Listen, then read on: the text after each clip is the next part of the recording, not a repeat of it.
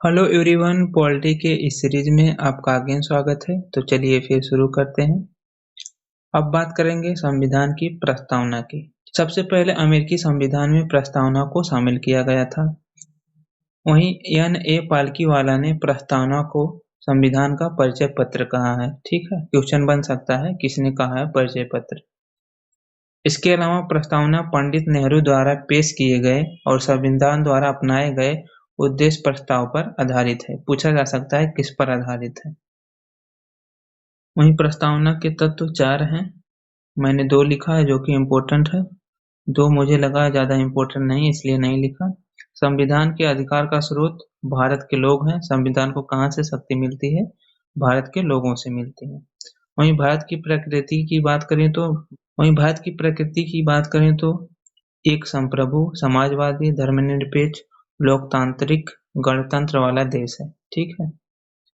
इसके बाद संविधान के उद्देश्य क्या है? पूछा जा सकता है आपसे, कोई भी पूछ सकता है संविधान के उद्देश्य क्या है। इसके उद्देश्य की बात करें तो न्याय, स्वतंत्रता, समानता, बंधुत्व को बढ़ावा देना है। इसके बाद है संप्रभुता। इसका मतलब है दोस्तों कि भारत किसी के ऊपर डिपेंड नहीं है, पूरी तरह से स्वतंत्र है, चाहे वो बाहरी कार्य हो या आंतरिक हो। वहीं समाजवादी की बात करें तो 1976 में 42वां संविधान संशोधन हुआ था, उसी में जोड़ा गया था समाजवादी शब्द। ठीक है।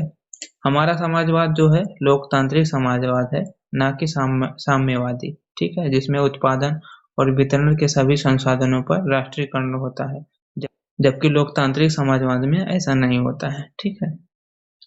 वहीं धर्मनिरपेक्ष की बात करें तो इससे पहले हमने बात की 1976 में 42वां संविधान संशोधन हुआ था, इसी के तहत धर्मनिरपेक्ष शब्द भी जोड़ा गया था।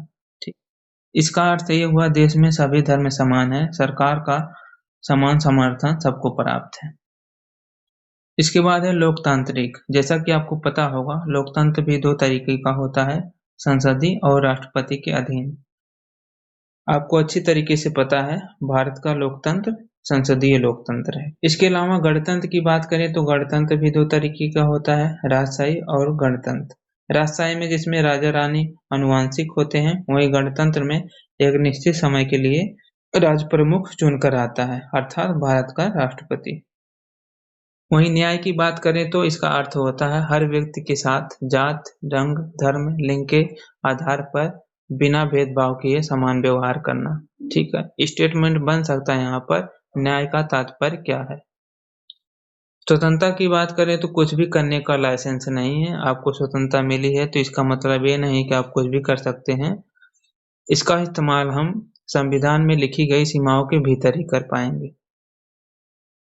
वहीं समानता से तात्पर्य किसी भी विशेषाधिकार की समाप्ति। ठीक है, हर व्यक्ति समान है, समान अवसर मिलेंगे। ठीक है, जैसे राजनीतिक समानता की बात करें तो आर्टिकल 325 है। वहीं दूसरा लोकसभा विधानसभा में मतदान का प्रावधान आर्टिकल 326। ठीक है। फिर इसके बाद आता है बंधुत्व। इसका अर्थ होता है व्यक्ति का सम्मान और देश की एकता और अखंडता को बनाए रखना। वहीं प्रस्तावना की महत्व समझने की कोशिश करें तो जैसे सर अल्लादी कृष्ण स्वामी अय्यर ने कहा, प्रस्तावना हमारे दीर्घकालिक सपनों का विचार है। वहीं के.एम. मुंशी ने कहा, लोकतांत्रिक गणराज्य का भविष्य फल है। पूछा जा सकता है किसने क्या कहा था।